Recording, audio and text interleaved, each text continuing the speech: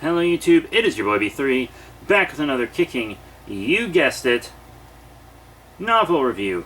Today's novel is a little bit of an older one. It's from the 70s. Yeah, it is Deathbeast, one word, by David Gerrold. Yeah, pretty well-known author in the sci-fi community, all things considered.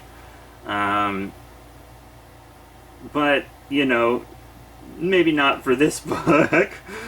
So 8 time travelers, right, journeying to the Cretaceous period in this action-packed adventure from a Hugo and a Nebula Award winner. So 6 hunters and 2 official guides are going on the trip of their lifetime. Their destination, Earth, as it was 100 million years ago, long before human dominion, when the great hot-blooded dinosaurs reigned supreme. Each of the time travelers has a different motive. Some are on the strange safari for pay. Others are taking a holiday from civilization. There are women who want to show themselves the equal of men, and men out to test and prove their manhood. Yeah, it's a little dated. But whatever their drives and desires, their strengths and weaknesses, the ultimate horror awaits them. Yeah, so the book is basically just a bunch of people go back in time on a time hunt, and a big-ass theropod T-rex mofo just slaughters them throughout the book. That's it. Pretty basic stuff. It's from the 70s, so give it a break, but I don't know. I was reading it, and I was just like, this is a lot like A Sound of Thunder, but without the timeline consequences. And A Sound of Thunder came out, like, in the 50s, didn't it?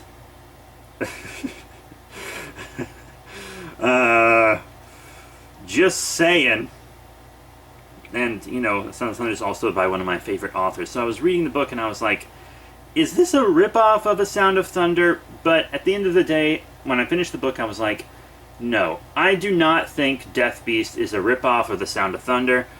I keep interchanging A Sound of Thunder and The Sound of Thunder, I'm sorry. But I do think it was probably inspired by it, which is totally valid and okay.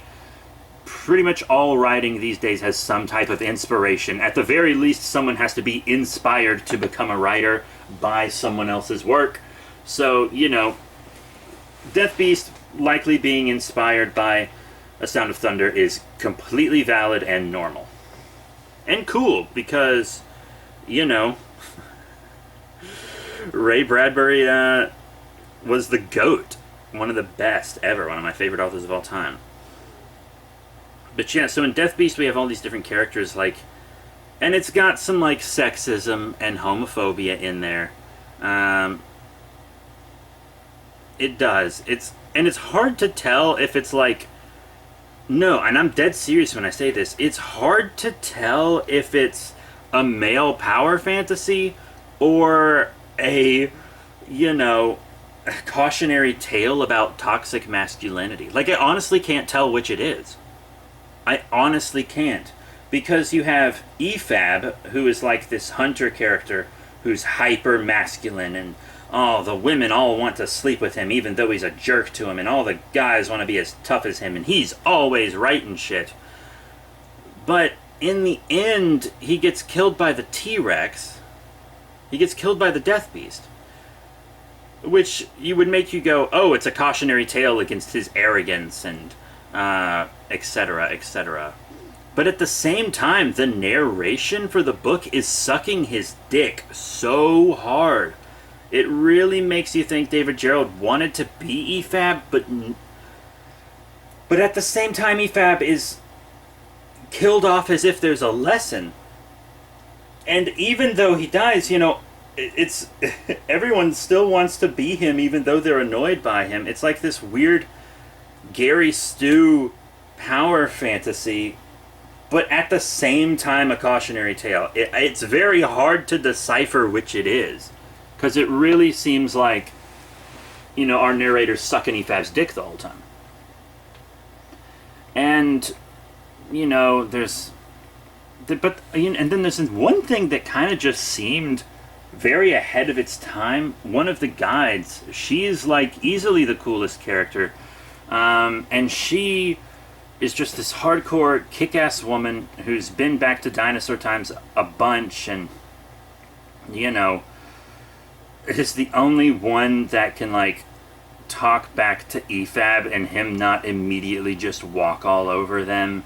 And she's also like, she doesn't immediately sleep with him even though he tries to sleep with her, even though that's the whole point of the other like woman in the group that doesn't go insane as soon as they see a dinosaur for the first time anyways. And it's also like this woman's in like a polyamorous relationship as well. Like she's married to a man, but they're like polyamorous, it seems. And it also kind of talks about her like she's pansexual, and it's very interesting.